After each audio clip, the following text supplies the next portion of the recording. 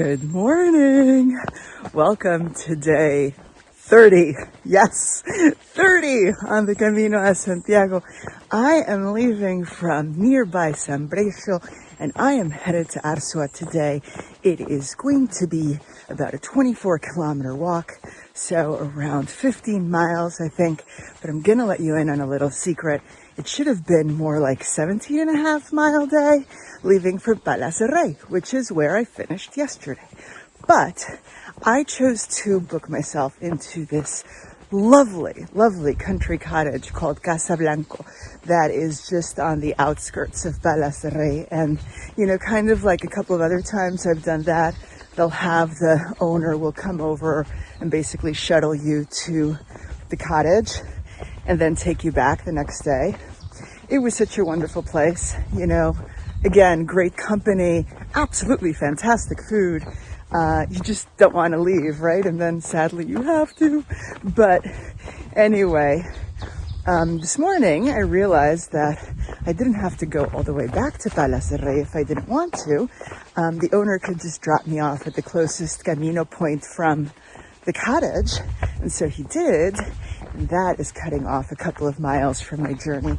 So yes, call me a cheater, so sue me. But after almost 500 miles, I think I've deserved a tiny little cheat today. So, you know, right now, I can't believe that I only have 3 days left. I'm exhausted, and part of me is totally ready to be done and go home. And the other part of me is like, no, let it never end. So for now, I'm just, going to enjoy every single step between now and Santiago.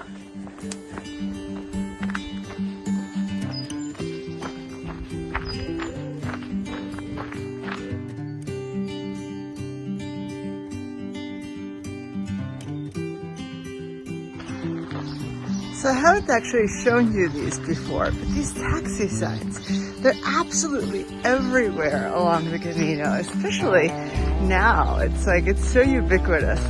Yeah, we know that you're supposed to be walking 100K to Santiago, but just in case you don't feel like it, give us a call.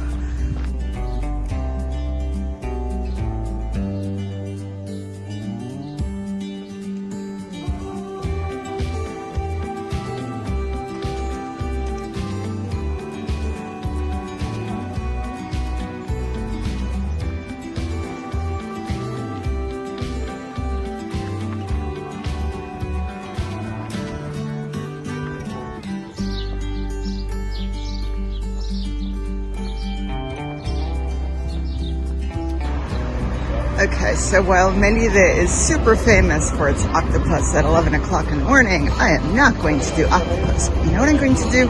Something I wanted to do yesterday and didn't get. Churros and hot chocolate. This is happening. Churros and hot chocolate for breakfast. Second chocolate.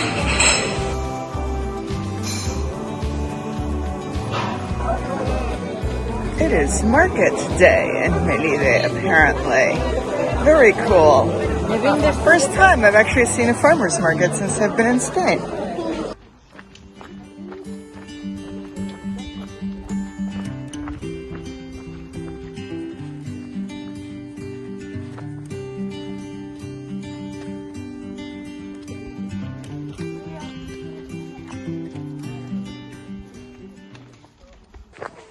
Do you hear that music in the background? That's from a group of students that's in front of me right now.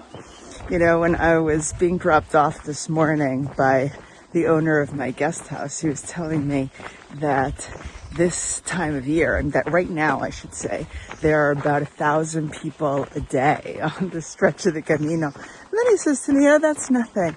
There are days in August, which is the month when most Spaniards are on vacation, where there could be up to 5,000 people a day in the last 100 kilometers from Sarria to Santiago. And I was like, oh my God. So obviously the lesson is, if you want to do the Camino Frances, do not come in August.